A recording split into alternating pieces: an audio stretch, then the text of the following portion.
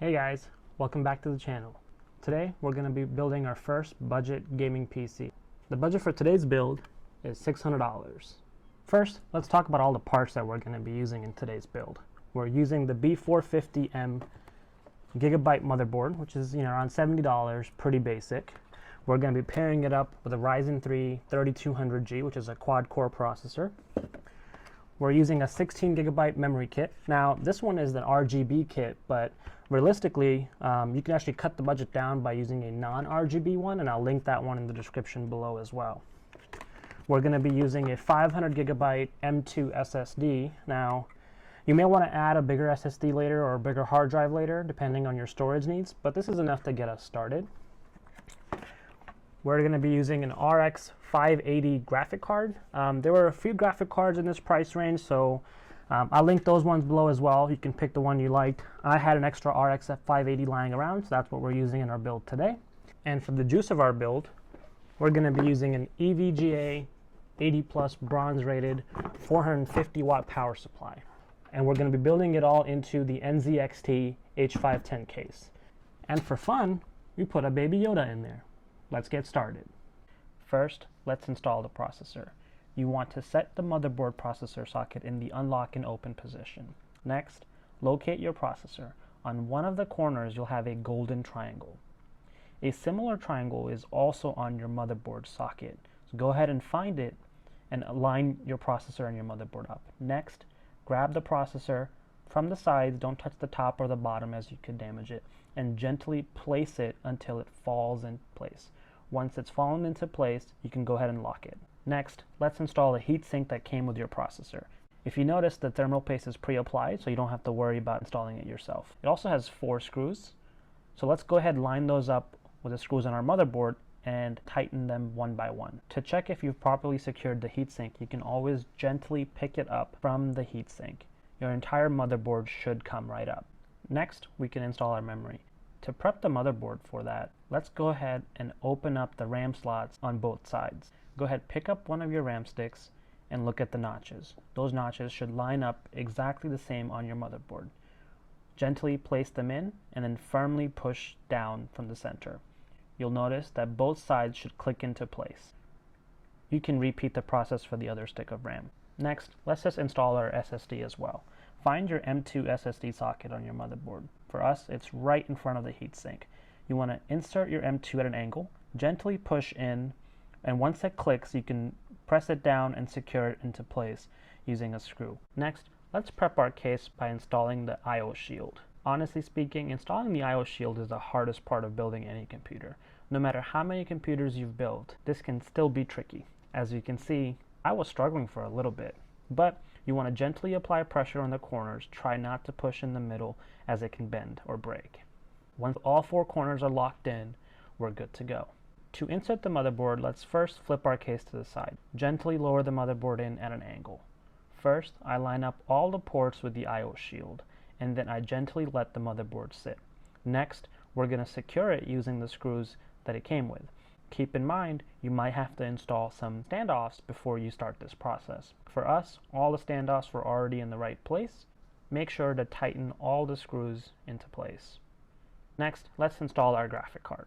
We're going to be using the Radeon RX 580 graphic card in this build. Like I said before, there were a few graphic cards that are around the same price. I'll link them all below, alongside a few benchmarks that you can take a look at before purchasing. Since we secured the motherboard to the case, we can flip it the right side up. Before we install the graphic card, I'm just going to hold it into place. The reason for doing this is to find out which back plates I need to remove. In this case, it turns out I need to remove the second and third back plate. To remove the back plate, first we need to remove this panel that's in front of the screws protecting the back plates. After we remove the panel, we can start removing the back plates. Now that the back plates are off, we can finally install our graphic card. You want to find the first PCI Express slot. For us, it's right next to the M2 SSD slot.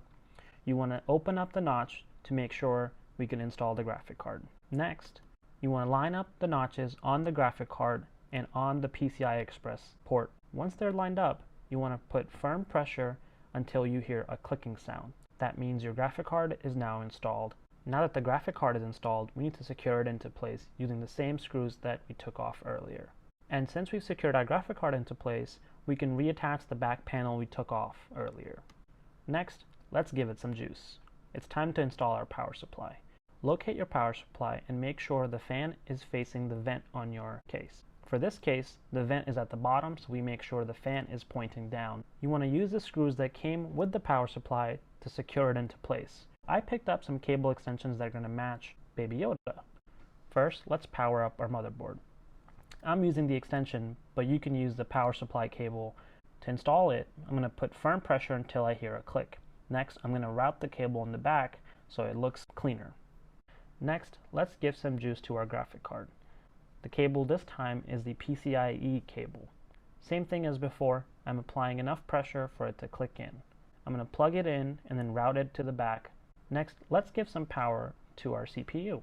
The CPU cable goes right next to the CPU, generally in the top left-hand corner. Just like the motherboard and the graphic card before, we're going to plug in the extension and route it to the back. Here's what your PC should look like from the back. You should be able to see all the green extensions coming from the front. Remember, we're plugging in the 24-pin motherboard cable from the power supply to the extension, the CPU cable to the extension, and the graphic card or the PCIe cable to the extension. Next, let's install all the connections that are on our case. First, let's install our USB 3.0. On this motherboard, the USB 3.0 header is at the very bottom. Line up the connector with the header and firmly push it into place. Make sure the pins are lined up correctly, otherwise you could end up damaging them. Next, let's install our HD audio connector. This is what enables your audio connection on the case to work. The HD audio connection on the motherboard is at the bottom left corner. Again, if you're using a different motherboard, please refer to your manual. Go ahead and line up the connector just like we did before and slide it into place. Next, let's install our front panel connector. The front panel connector includes the reset switch, the hard drive light, and our power switch. The front panel connector on this motherboard is right next to the USB 3.0 header. Make sure you align the slots on the connector to the pins on the motherboard and connect the two. This case also comes with a USB-C header, but unfortunately our motherboard does not have one, so we won't be using this one. The one downside of this motherboard is that it only has one fan header. Our case actually comes with two pre-installed fans, but don't worry, I have a workaround. I ordered a couple of extensions and one fan splitter. We're going to hook up the extensions together and hook them up to the splitter. The end result should look something like this. Next, we're going to use that extension and install it into the sys fan header. Should be right next to the CPU. It's 4 pins, so line up the pins and install. The back of your PC should look like this. All we have to do now is install the fan cables into the splitter. Now that we've installed all of our cables and connectors and supplied power to everything, it's time to close up our PC. And of course, let's not forget the most important part of the build. After you have the Baby Yoda installed, you can go ahead and close the front side of the case as well.